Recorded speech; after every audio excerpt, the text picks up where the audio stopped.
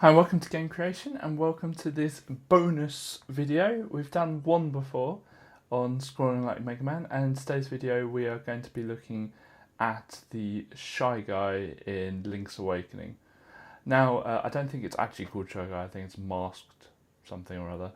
But the idea of this video is to see an enemy mimic a player's actions, and it was a question in a comment to one of my videos about 2 weeks ago, so thank you very much for the suggestion, and I've picked up on it, and it's taken 2 weeks for me to kind of figure out the best way of doing this and the best way of showing it, and the Shy Guy in Link's Awakening is a really good example. It was one of the first things that sprung to mind, is just figuring out how I'm going to do this in a nice, easy to explain, easy to show kind of video.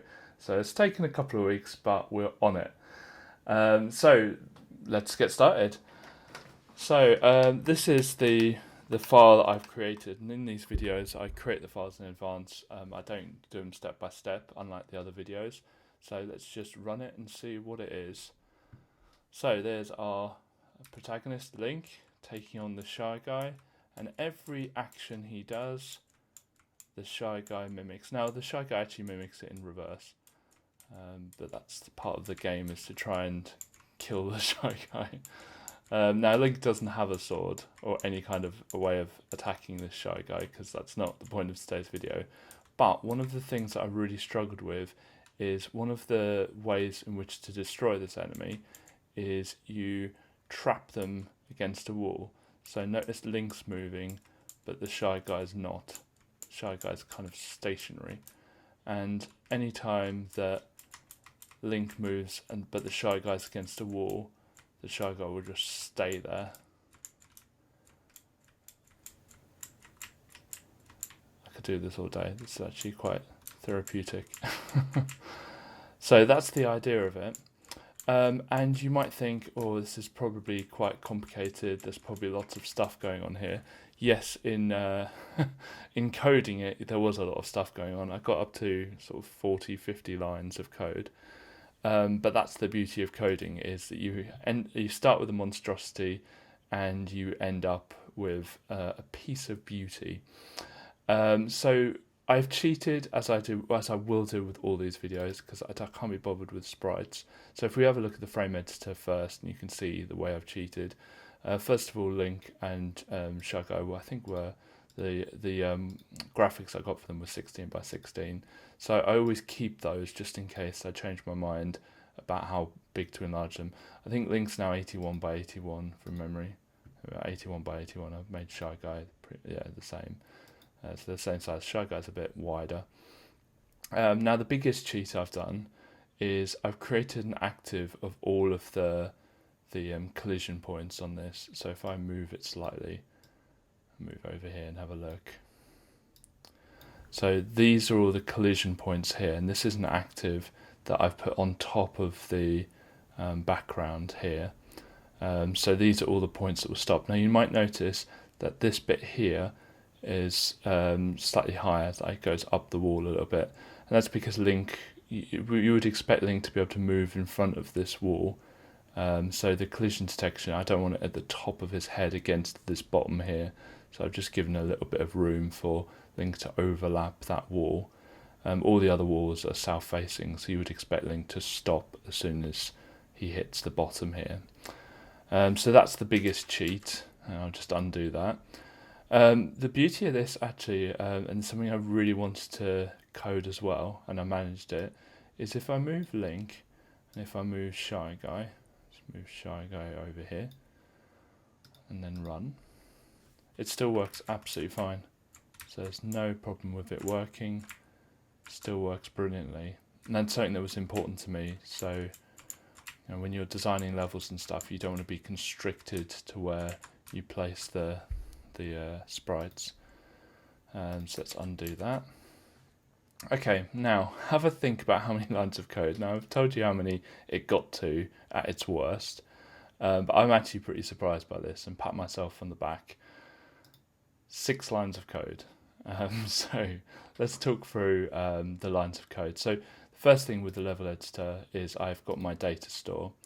and the data store has some values that I need, and these actually could just be 0 because I was just using that for development, but everything there is that's all calculated at the start. So if we have a look at that, the start of frame, I need where Link starts and where the Shy Guy starts, and that's the whole principle behind how I've coded this.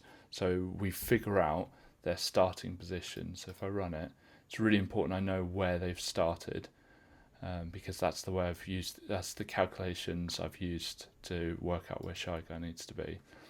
Okay, obviously this is just standard one, that if and Link is just 8 directions, so just 8 directions. The Shy Guy is actually static, so I control all the Shy Guy's movement. And if we just delve in, both of the objects have a stopped and a walking animation. The animation is just a loop. I always go for 10, I don't know why. 10 just has a nice little walk. I seem to be obsessed with 10 as a speed. Okay, so if Link collides with that hideously massive backdrop, and that's just me not wanting to sit there and do tiles, because I really don't have time for that, and that's not the purpose of this video. He stops. So if he collides, he stops. So that's all pretty standard. So we've wasted kind of 2. I didn't need this first one, but I could have hard coded it. But that allowed me to move Link and move Shy Guy to wherever I wanted to. Now this is the interesting one here. This is where it gets interesting. The direction of Shy Guy will always be the opposite direction to where Link is looking.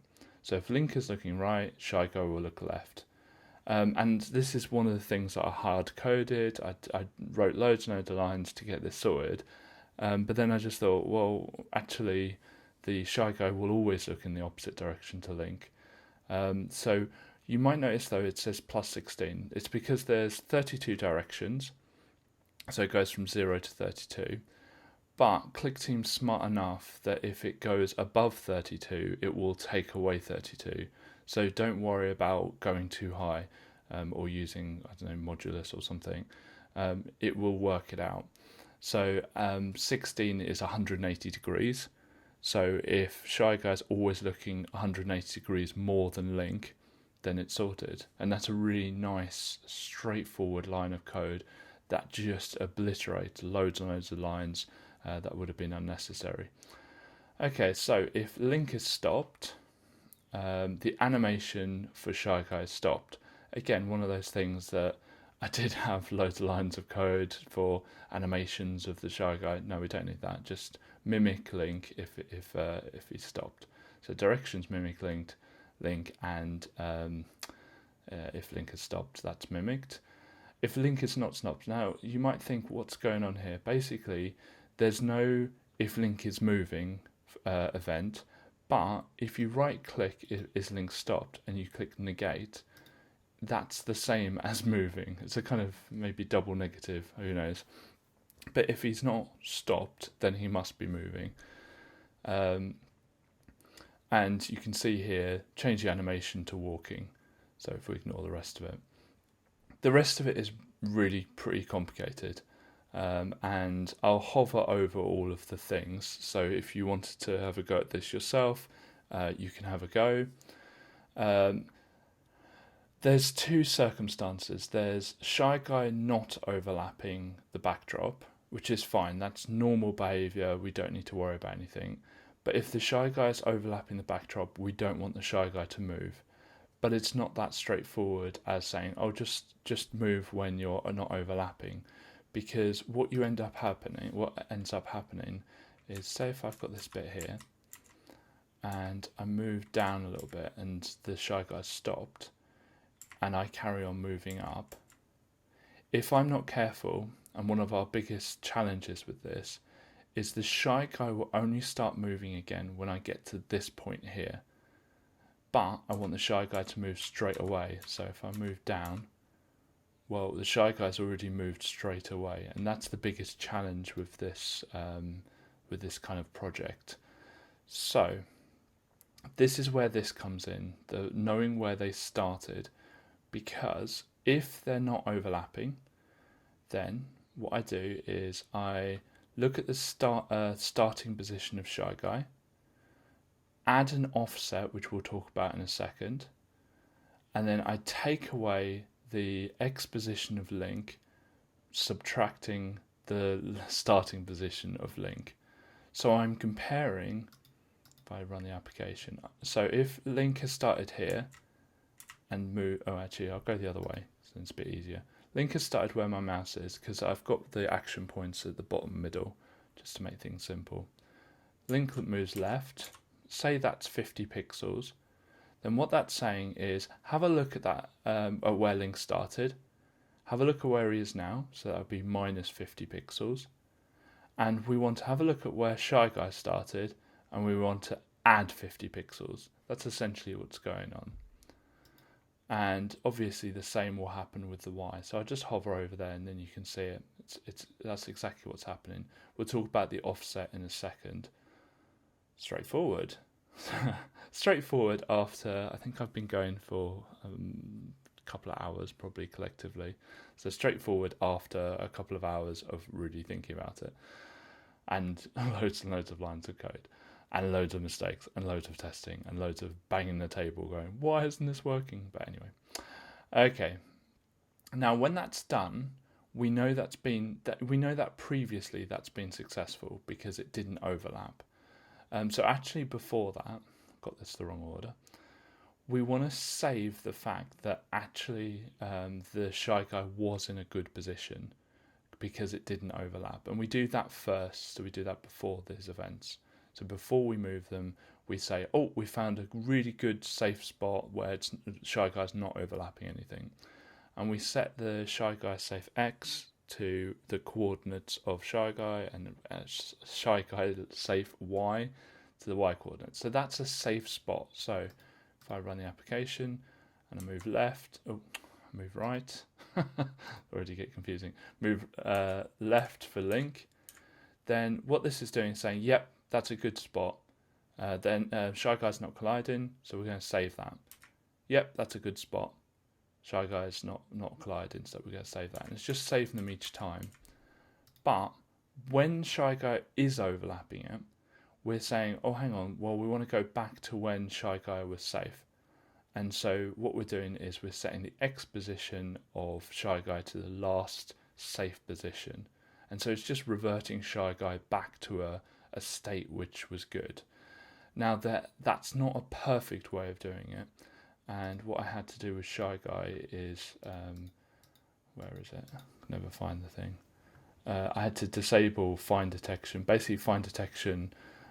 I want the detection to just be a nice rectangle or a square, actually, in this case of Shy Guy, because you end up with weird things happening with animations and clipping and all sorts of things. So I had to click that one. I don't know if it made any difference because I think it's one of those times where I did 1,000 changes at once. But you're reverting Shy Guy back to a safe position that you know Shy Guy wasn't colliding. So every time Shy Guy collides, we move him back to where he wasn't colliding. It's that simple. Okay, this last bit is the offset. Now, this is the solution to the problem that I described before, that when we move, so Shy Guy's colliding here, when we move up, we want Shy Guy to then, if we move down now, we want Shy Guy to move up straight away. Now, if I didn't have an offset, Shy Guy would wait until this mouse. And so what this is doing, and if I just start that again, what it's doing now, from here, it's working out the distance that Link is travelling, and it's adding it to the Y offset. So we're remembering that distance from where my mouse cursor is to where Link is now. We're remembering that. And we're compensating for that. We're effectively changing Shy Guy's start position effectively to compensate for that distance that was lost. So when I click down now, Shy Guy starts straight away. And this is probably the most complicated bit here, but we're comparing the Y position of Link compared to where Link is now, both in the Y and the X, and we're looking at the difference between that and where Shy Guy's starting position was compared to where Shy Guy is now. That's just to compensate for Shy Guy not able to move whilst Link is moving, and that's probably the most complicated part of this whole thing. And considering the question was, how do you get an enemy to mimic the player? Well, you don't need to worry about that. That's a specific example of just making sure the collisions are sorted. So that is a very difficult thing maybe to follow, but the logic, as long as you work out the logic in your head and you give yourself enough time and you have a bit of trial and error, that bit there can be achievable. I think it's one of these things where you look at this and think, there's no way I could do that. What the heck? How do you even start to think about that? You start to think about it because you give yourself 2 hours and you just gradually get closer and closer to the solution. Some of you might be thinking, oh, that's really obvious, that's really easy, and that's good too. But you end up with this really nice effect of this standoff between this Link and this Shy Guy, where it's a really nice puzzle. I remember playing this on the original Game Boy and thinking about how the heck I'm gonna defeat this. I think it was the Game Boy DX. Oh, sorry, the Link's Awakening DX on the Game Boy Color as well, and then obviously on the Switch. That's an amazing game. Love that game. But I hope you found this useful. Please keep the comments coming in. This was a comment. The last special video, our last bonus video, was also a comment, and I'm really looking forward to other comments that you might bring and ideas that you might have of things to just do. Thank you very much. Thank you very much for watching this video. If you want to see more from us, please click subscribe. We release videos every single weekday at 7 PM UK time. Thank you.